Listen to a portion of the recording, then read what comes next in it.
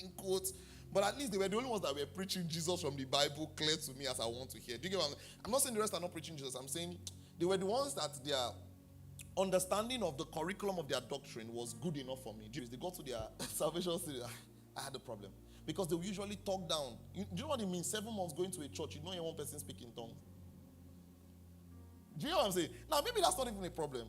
But it was harder when they started saying things like, it's wrong, like people that are, some pastors are teaching you to, pray to God for the gift of healing. And they compared us to Elimas, who was begging for the gift of the Spirit. Do you get what? That's wrong. The Bible actually tells us to desire. So we are following biblical instructions if we desire the gift of the Spirit. Please, are you following me, somebody? I was in that situation. Do you know what it did to me? It made it harder for me to express the gifts of the Spirit. I didn't know. I thought my theology was so strong. But there's a way that when you continue to hear something, it affects you. So I respect the pastor so much. I love him so much. He's doing a great work. But his words, I did not know the amount of weight it carried in my heart.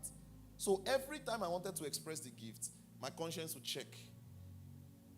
Are you sure? Are you doing like Elimas? Are you just trying to do this for your glory? So I'll now be checking. How can I say it that to not make it seem like it's not for my... I was checking every single thing. So I was 2022 December. I was supposed to go for Christ Life Camp in Nigeria. Traveled and on the plane. I said, God.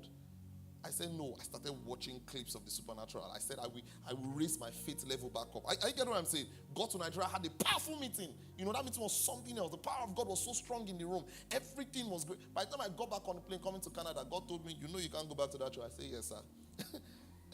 He said, you can't do the same thing and expect a different outcome. Are you getting what I'm saying? There's a way that you can raise your faith for healing. I don't know how people come up with these ideas. Are you following me? But God is a healer. Say, God is a healer. Romans chapter 15 and verse 4. Romans chapter 15 and verse 4. I know what I'm talking about.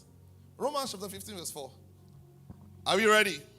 I have a lot to share, so I want us to open very fast. Romans 15:4. Are you all in Romans 15:4? No? Are we there? All right, let's read together Romans 15:4. 1, 2, go. For whatever things were written before.